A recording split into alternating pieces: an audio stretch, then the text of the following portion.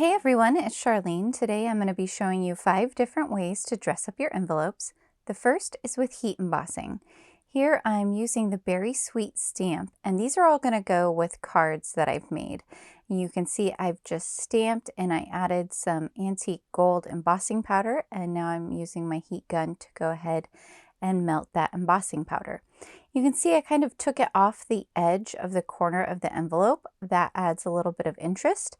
And now you have a nice little accent of heat embossing to match your card. I think it looks really nice.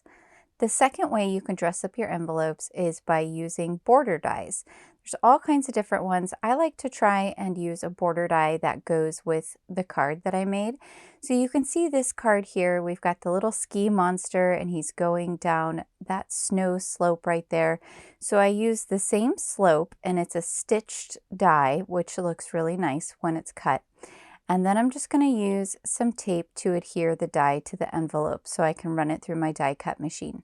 Just be careful when you're doing that. You don't want the cutting edge to go past where you are cutting on the envelope, and you also don't want to cut your envelope flap too thin because then it won't close and cover over the bottom part of the envelope. So just keep that in mind. So now I'm just going to run that through my die cutting machine, and you just peel off the end and you have this really cool looking stitched detail border. I really love how this looks. I think it just adds that extra little touch to your envelope so that it matches with your sweet little card that is inside. I hope you guys will try that one. So easy, and I think it makes a big difference. The third way to dress up your envelope is using a background stamp. Now, I am using the fruity background stamp here that I used in the background of my card. You can see there on the left.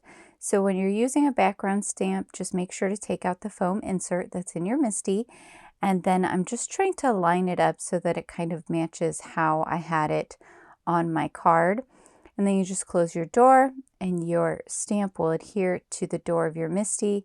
And then place your envelope flap down onto the stamp where you think you want the image to stamp. And you can see I'm going to move it up because I want it all to actually fit in the MISTI. And once you do that, then you can go ahead and add a little piece of double-sided tape or dot runner that you can erase afterwards with an adhesive eraser, just so you can flip your MISTI over and get it into the bottom part of your MISTI like you saw me do there. Now I'm just using a piece of copy paper. This is probably not necessary, but I really didn't want to potentially get any little spots of ink onto my envelope that weren't supposed to be there. You'll see it's kind of a moot point in a moment because I do end up getting a spot of ink that I did not want there, but that's okay. Easy fix, you'll see.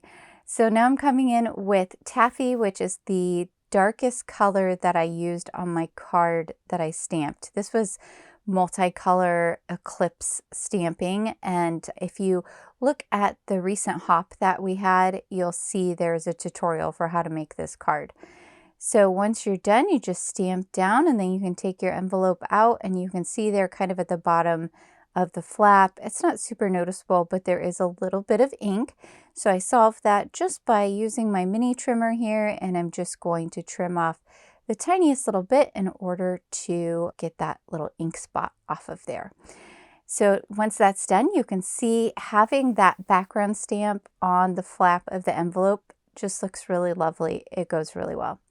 Okay, the next way is dry embossing with dies. So this slimline cards will fit in a regular 10 business sized letter envelope. I don't have any like fancy slimline envelopes. I plan to get some. I need some, but I'm just using this business envelope, but you'll get the idea.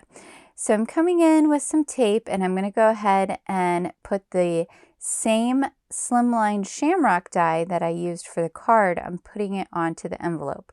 Now to do this in the Spellbinders Platinum 6, which is what I have, you need to use the tan embossing mat, and there's instructions on the platform for how to do this.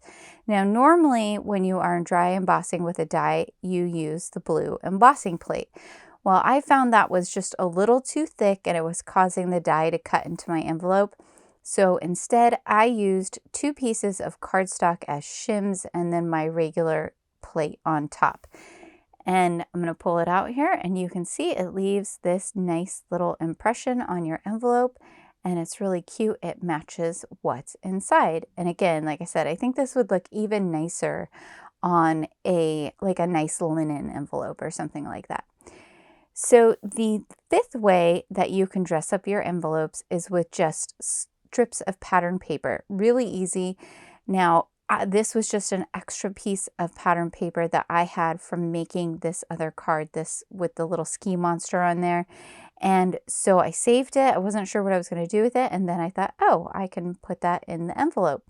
So you could cut out a bigger piece if you have more of the pattern paper you're wanting to use, and have it line up all the way to the end and then just kind of trim around it. But this is really simple and easy, and it adds a nice little pop of color to the inside of your envelope there.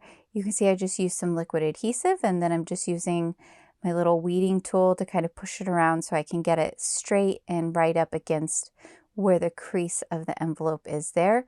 Once you get it in, you're just going to smooth it all down so you can make sure it stays adhered. This technique in particular works really well with 1-layer cards. This card has a little bit of dimension to it, so it has a little bit of trouble getting into the envelope, but it still works. All right, so let's just go back over. We've got pattern paper, we've got dry embossing with dies, we've got background stamp, we've got pierced border die, and then we also have the heat embossing. So these are all really fun. Thanks guys for joining me today. I hope you have a wonderful day. Please be sure to check out the Whimsy Stamps Inspiration group over on Facebook. I look forward to seeing you again soon.